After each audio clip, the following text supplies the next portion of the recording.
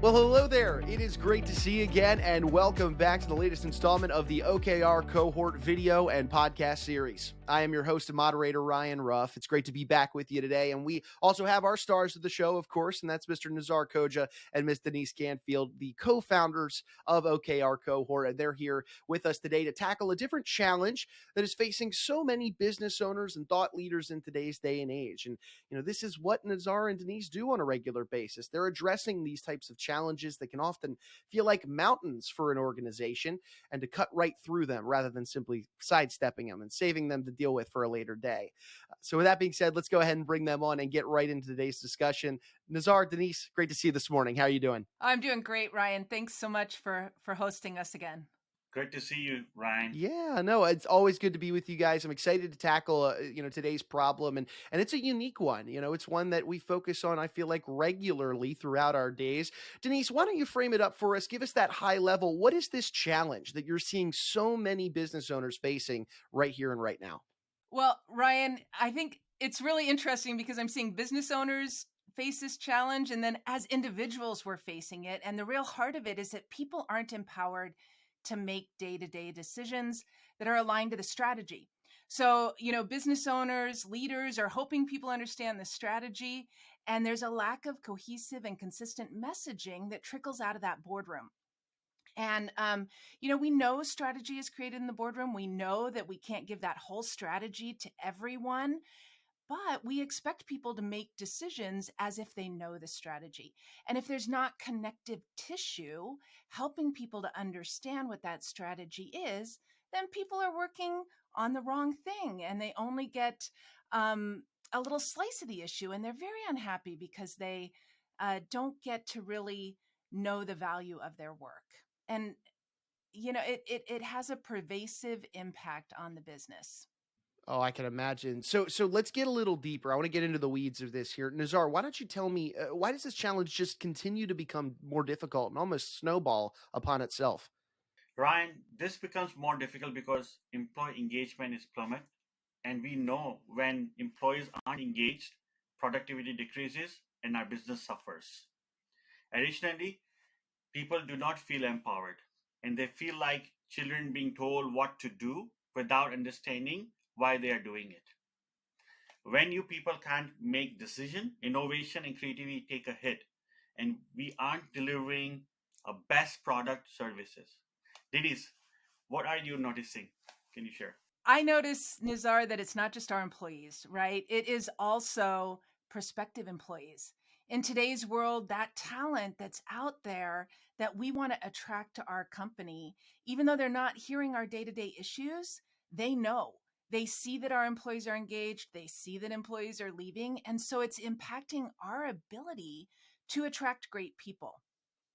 Yeah, absolutely, guys. I mean, employee engagement is such a big part of organizations finding success in today's day and age. I mean, we work. You can see it, you hear it from your friends. You talk to different people when they feel engaged and connected and empowered with the business that they work for. They're excited to get out of the bed in the morning to go make a real impact for that company, or rather for their clients, perhaps. With the product and service they deliver. So, guys, as we typically do on this series, we want to take it another step further, even, and to me, this challenge that we've outlined, just this problem with making, day-to-day decision making and holding them back, to me, we're not really talking about a challenge anymore. This is really becoming a problem. It's an issue for a company. So how does this problem now have a ripple effect throughout the business, but also not just the business, but into, the lives, the personal lives even of our, organizational leaders and maybe even the employees themselves?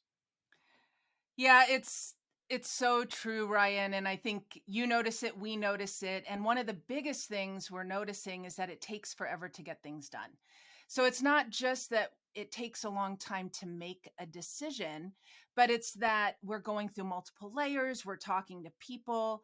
And by the time that decision gets made, competitors beat us to the market. So our time to value is decreasing, and we're getting beat out in our own game. On top of that, customers are frustrated, right? We usually have salespeople who are out there promising the roadmap, right? And they think something's coming, but because decisions didn't get made along the process, uh, we miss our deadlines, we miss delivering what we say we're going to deliver. So our trust is equally broken with both customers and employees. On top of that, you take that disengagement that employees have and their value to the organization as they get disengaged becomes corrosive, right? It becomes something that is breaking your company structure, your company culture. And this adds to that overall impact. And I know, Nizar, you've had some of these experiences as well. How are you seeing this ripple through organizations? Denise, as we know, every organization is taking about needing to top talent, and they are unable to attract people they need because their culture is lack of empowerment, and no one wants to work in the that old school style environment. People are so networked these days that they talk to each other and post to social media, and they know how specific organization treat employees, and when they hear that the organization doesn't trust employees to make decisions based on their capability, they go somewhere else. And when you don't enable employees, you see mass exodus as they seek new career opportunities in companies with better cultures, right? So, Ryan, it's said because in most cases, leaders don't even realize they are doing this actually. We framed up this issue or that challenge that's really kind of become a problem if you dive into it like we did. Let's look at the other side of it, the glass half full, if you will. How could Nazar? How could life be just so much better for businesses and the leaders that run them if they could just solve this problem? I mean, what would it look like? What would happen if leaders were able to make this shift? Ryan, first and most important, employees need to feel empowered to make the right decision with their day to day tasks. Individuals and teams can focus on how the work gets done, while the leaders focus on what and why. Leaders demonstrate their trust and provide the guardrails and outcomes that organization trying to achieve, so their colleagues are enabled to find solutions to make it happen. There would be transparency across whole company. That's the important part. When we empower people to figure out how to do work, we see optimized workflow across all company levels to deliver value faster and decrease time to market, what Denise mentioned about this earlier. Denise, what else get better when people are empowered? Well, I think this our in our last podcast we talked about vertical and horizontal alignment. And I think that gets better, right? When we have people talking, when we have people happy, when they're empowered, they see that vertical and horizontal alignment happening, and that improves. But more importantly, people are happy at work. They're having more fun. They're enjoying what they're doing because they're being fulfilled. And when people are happy, other people notice that, right? Whether they're posting on LinkedIn, whether they're telling a friend who tells a friend, and now we're into that hair commercial, right? Tell two people who tell two people. But as that happens, top talent starts to notice. And if they're disengaged in their environment, they'll want to come to that new company because they're looking for a place where work is fun. Additionally, your employee retention rate spikes, right? If you're having fun, you don't want to leave. You're not even listening when people call and tell you about opportunity. And if it's not enough that employees are happy, we're having fun, we have alignment, customers notice. They notice that there is a positive impact on your delivery of products to the market. They notice that what they're getting from you is of higher value, and that customer time to value also increases. And they're happier with the product, and the product is delivering on the value that we say it will deliver. Oh man, I mean, you can really see that glass half full approach and how so many positive elements creep into play when you're implementing the right steps to empower those day-to-day strategies and decision making. So, I want us to take a quick step back here, and for those that are with us here on the show today that aren't necessarily familiar with you two and OKR Cohort, tell us a little bit about OKR Cohort and the work that you guys are doing with business leaders on a regular basis. Well, Ryan, I think I love what we're doing with leaders and why they hire us for this reason and what we're talking about today, because they hire us to help shift that focus in their organization from activities to outcomes, which really enables people to do the work that has the most purpose. And they focus on the right things so that they are getting the right things done. And so employees day after day know that the decisions they're making are aligned to the strategy of the organization. That's what we at OKR Cohort can help organizations do, get that focus on outcome. And I know we talk about OKRs. Nizar, can you share a little bit about what OKRs are? Sure, Denise. OKR stands for Objective Key Results, a lightweight goal setting framework that allows organization to connect their strategy to work. What Denise mentioned, that's what we've been hired. It is a huge focus on what we are trying to accomplish, not the day-to-day task. We measure our impact and empowers employee to their best work. Yeah, that's great stuff, guys. And so I understand, though, and a big part of this series is that we want to provide value to those that are listening and joining us here on the video series and podcasts. But to address this problem really of empowering day-to-day decision making, if somebody was to want to implement maybe a strategy or a solution that could take this issue and maybe really take that first step towards addressing it within their own organization. I understand that you have a little bit of a lesson prepared for us today, a piece of value that we can give to our audience. Would you care to take us through that and shed some light on how you guys would tackle this issue and begin doing so? Thanks, Ryan. It's not too difficult. We get clarity on strategy through application of OKRs at all levels. Let's break down the 5 steps that we always teach. At first, set OKRs, right? You're going to be setting up the OKRs that are connected to the overall organization strategy. Next, we align OKRs vertically and horizontally. Uh, Denise brought it up in the beginning of the podcast about the alignment, and we did talk about the alignment in detail in the last previous podcast. Then we share OKRs with your colleagues and partners. Very important part is the alignment component is very important. Like you are sharing and we are applying where we have a co-creation opportunity. Operationalize OKRs through key initiatives and activities that delivers to support those OKRs. That is right work getting done. Finally, we check in on OKRs, reflect, pivot as needed. Denise, would you like to add? I think it's so easy to talk about the 5 steps. And usually when we're working with leaders, it feels like at the beginning that setting the OKRs is the hard part, right? Getting the structure right. Is it what we want to accomplish? What's a key result? Oh, wait, we want to have our activities in there. But the reality is, the really hard part is operationalizing OKRs. It's actually using them in how we work, making sure that we are focused on the most important things. So when we have a meeting, are we digging into the issues that we have in accomplishing our OKRs and trying to remove blockers instead of just doing status updates, right? We can do status updates asynchronously. What we need that leader mind power for is to actually go in and resolve the issues that are keeping us from being successful.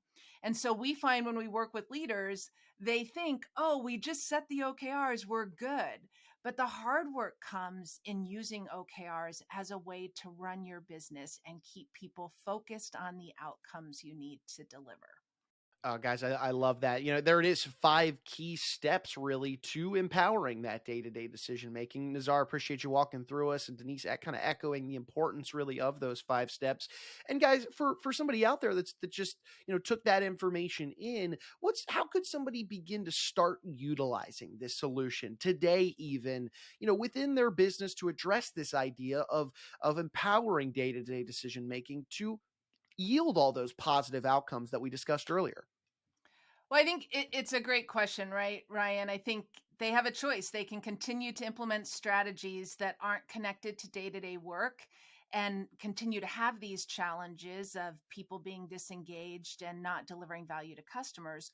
Or they could look at adopting a framework like OKRs, and they can do that by scheduling a consultation with Nazari or with OKR Cohort to discuss the intricacies of their business and how OKRs can be applied.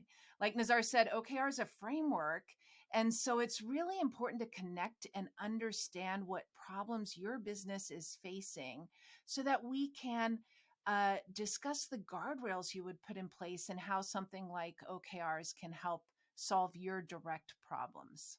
Fantastic. And for our audience, we threw up that link there at the bottom of the screen on how you can, go to the website, schedule that consultation with Denise and Nazar. But before we leave our audience today, I think it's important to mention, you guys are doing this on a regular basis with, thought leaders and organization, those that run their respective organizations to streamline efficiency, to, empower those day-to-day decision making. Would you happen to have, an example of working with a particular company to address this specific issue, and what that situation looked like and how it played out?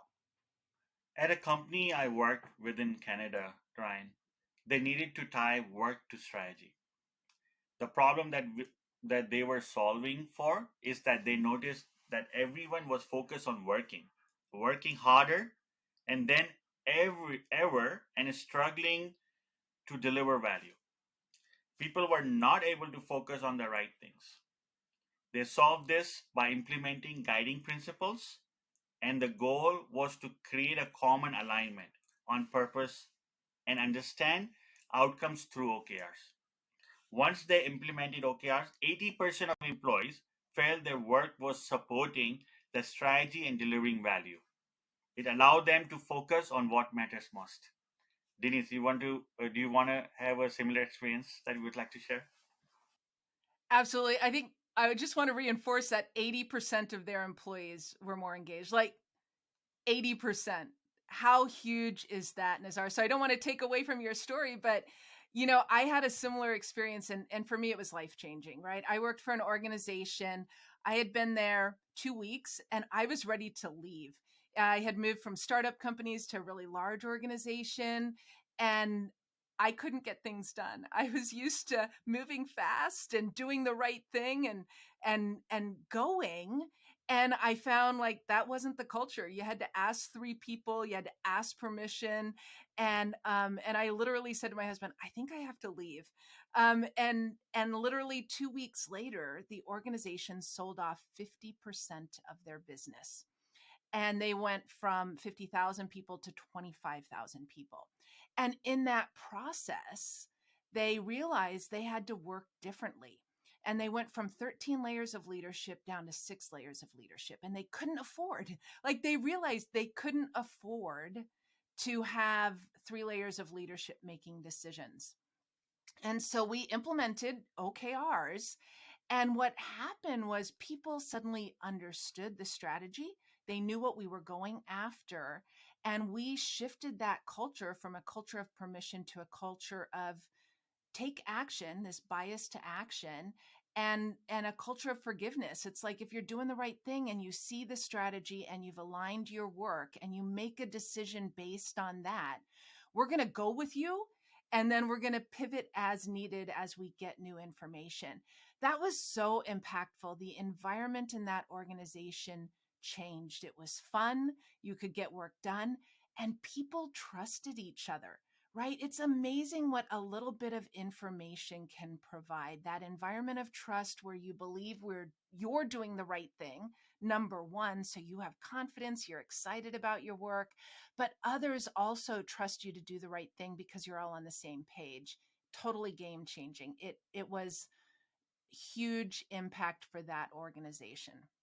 Denise and Nizar, I love those stories. I mean, first off, Nizar, 80%. Wow, that's massive. What a leap in that company's, culture, engagement, organization. I mean, there's so much to be gained from that organization with a number like 80%, on that rise. And then Denise, on the flip side, I mean, you know it when you feel a cultural shift within your organization. You can feel it, that level of empowerment and that excitement really to get out of the bed in the morning and go really make a difference for not just only yourself and your organization, but of course your client base. That's a really empowering feeling. And obviously that's what we're here, talking about today, to empower those day-to-day decision making. So again, one final time, Denise, for those out there that are interested maybe in enlisting, OKRs within their organization and talking to you or Nizar on how to really implement that, given their unique organization and the challenges that they face, what would be the best way they can get in touch with you again? Well, Ryan, we're passionate about this topic, so we are excited to have anyone reach out to us. We've put up the link at the bottom here, and we'd love to connect and talk about how you and your organization can empower your people and deliver on your strategy. So please reach out, and we're happy to have that conversation. All righty, fantastic. Well, Nizar and Denise, you've got a lot of clients to serve. We'll let you get back to doing that, but we appreciate you carving some time out of your busy schedules to dive into this big issue of day-to-day decision making. It seems simple, it seems minute, but boy, it's not when you really unpack it at the end of the day. And there's a lot of strategies and solutions, and really that are embedded within OKRs that can help empower that day-to-day decision making. So I appreciate you guys being with us, and looking forward to being back with you guys on the next one to tackle a new challenge. Thank you, Ryan. Thanks for having us. Ryan, thanks so much for taking the time to talk about this. We appreciate it.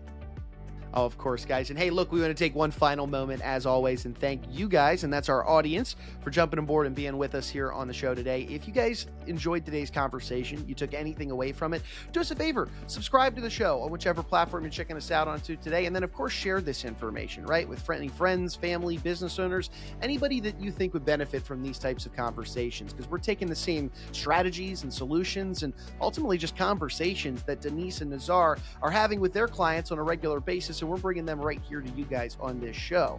So we've got a lot of great challenges and problems to solve here that Denise and Nizar work very closely with organizational leaders to solve, and we'd hate to have you miss out on any of that potentially beneficial information for you and your company.